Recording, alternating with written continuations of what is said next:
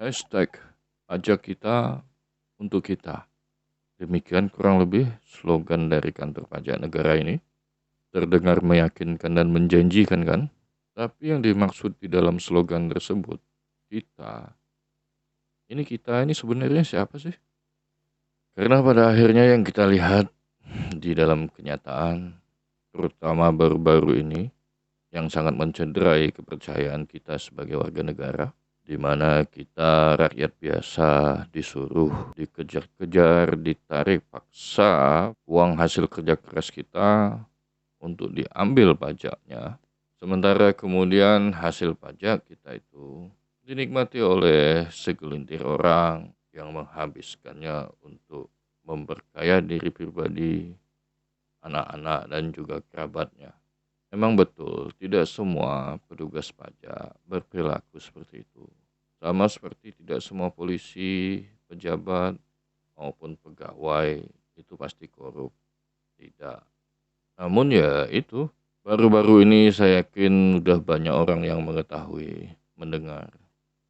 Karena sedang viral, seorang anak pejabat dari kantor pajak yang tersandung masalah hukum penganiayaan anak di bawah umur.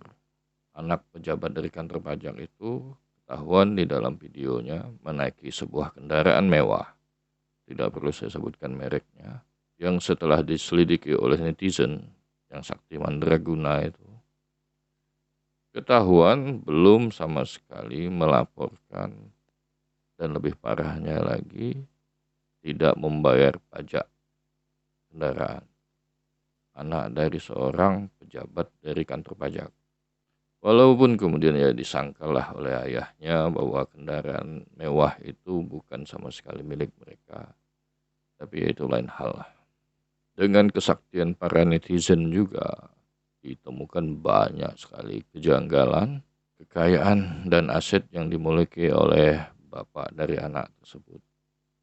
Dari kekayaan yang hingga mencapai 56 miliar, hingga banyaknya rumah di mana-mana, di Yogyakarta, di Jakarta, di Maluku, lengkap juga oleh netizen diselidiki mobil-mobil mewah lainnya selain mobil mewah yang dipakai oleh anaknya waktu kasus tersebut terjadi. Lalu ada berita lagi, ternyata banyak pegawai pajak, ribuan malah, belum melaporkan kekayaannya.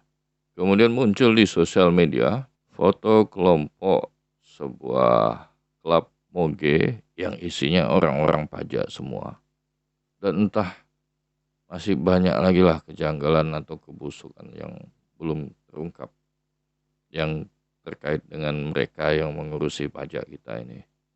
Yang membuat saat ini makin kita sulit untuk percaya sebagai warga negara, sebagai wajib pajak yang ditarik pajaknya terhadap integritas kantor pajak ini. Hal ini juga sepertinya dilihat dan disadari oleh Menteri Keuangan kita, Ibu Sri Mulyani, hingga cepat kemudian memberikan tanggapan, reaksi, lalu mencopot Pak dari anak yang membuat kasus ini. Lalu juga menginstruksikan kepada bawahannya untuk membubarkan klub moge orang-orang pajak itu. Katanya walaupun itu didapatkan dari uang yang halal, dari gaji atau pendapatan mereka, tetap saja sebagai petugas pajak itu memberikan citra yang negatif lah pada kami wajib pajak untuk yakin bener enggak sih pajak kami dipakai untuk keperluan negara atau jangan-jangan untuk membeli kendaraan-kendaraan mewah itu atau moge tersebut. Tindakan tepat Bu Sri Mulyani. Namun pertanyaannya kenapa baru sekarang? Setelah sebuah kasus yang justru sebenarnya tidak ada hubungannya dengan pajak menjadi heboh dan viral. Kenapa baru sekarang? Apakah ini karena gara-gara melibutkan salah satu ormas besar di negara kita? Dan ya secara kebetulan bapak dari si korban, si anak korban itu dekat dengan beberapa petinggi pejabat di negara ini. Apa gara-gara itu? Ibu Sri Mulyani dalam berbagai pernyataan dan juga beberapa pejabat lainnya sih sebenarnya menyampaikan. Sebenarnya mereka sudah mencurigai lama masalah kejanggalan kekayaan dari bapak si anak tersangka tersebut. Lantas bahkan seorang Mahfud MD sendiri pun bicaranya sudah 10 tahun yang lalu katanya, mencurigai hal tersebut, sudah melaporkan atau kurang lebih seperti itu. Tapi kenapa setelah kasus ini terungkap, kasus sekali lagi yang tidak ada kaitannya dengan pajak atau negara terungkap, lalu kemudian semua mendadak terbuka. Kenapa? Tapi ya sudahlah. Negara ini memang sepertinya sudah tidak terselamatkan lagi. Apapun masalah yang terjadi sebenarnya yang ada di dalam negara ini sepertinya hanya akan menjadi pemberitaan sesaat, viral sebentar, heboh sebentar. Lalu kemudian yang viral itu, yang menjadi daging busuk, yang nampak, itu dibabat, dipotong.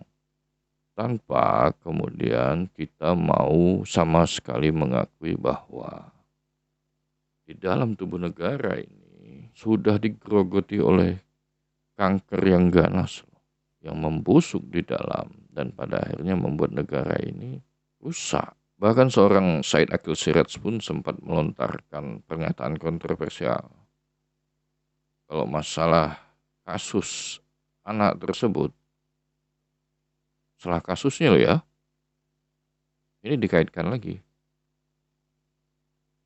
Kalau masalah kasus anak tersebut tidak diselesaikan dengan tuntas, maka kita wajib pajak tidak usah bayar pajak.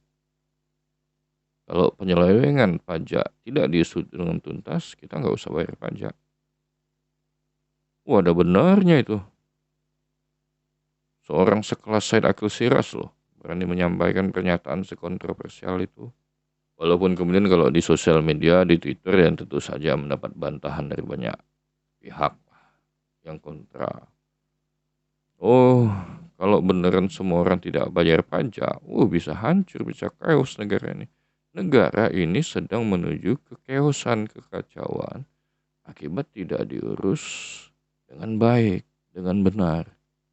Diurus oleh orang-orang yang mengambil pajak dari kita, lalu kemudian digunakan untuk memperkaya diri sendiri.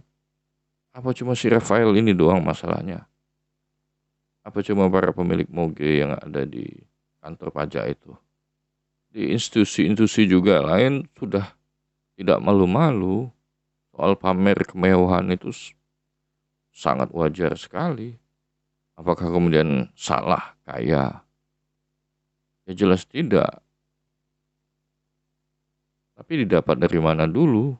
Sementara hutang luar negeri kita terus menumpuk dan menumpuk. Apa tidak takut pada saatnya nanti menjadi seperti yang ada di Sri Lanka ataupun Afghanistan atau Venezuela atau Zimbabwe? Bukan karena rakyatnya yang tidak mau bayar pajak, tapi karena negara tersebut diurus sekali lagi dengan tidak benar. Diurus oleh orang-orang yang sama sekali tidak memiliki kapasitas atau kemampuan untuk mengurus kita, negara kita. Hanya untuk mengambil apa yang kita miliki saat ini. Menjualnya, menggadainya ke pihak luar. Untuk kemudian memperkaya diri. Sampai kemudian pada akhirnya tidak ada yang bisa diperkaya lagi. Karena semua sudah dimiliki asing.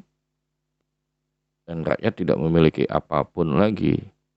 Saya tidak akan bilang sekarang kejadian seperti itu. Tapi arahnya, kalau ini tidak dibenahi dengan benar, ya akan seperti itu. Tapi ya itu, pembenahan, pembetulan, perbaikan, pembenaran. Siapa saat ini yang bisa melakukannya di negara kita? Gak ada. Jadi ya, bukan kita berprasangka buruk. Tapi sepertinya kita tidak bisa mengelak lagi. Dalam jangka waktu 20-30 tahun ke depan, kekacauan akan pasti terjadi. Tinggal kita mau dan siap tidak menghadapinya.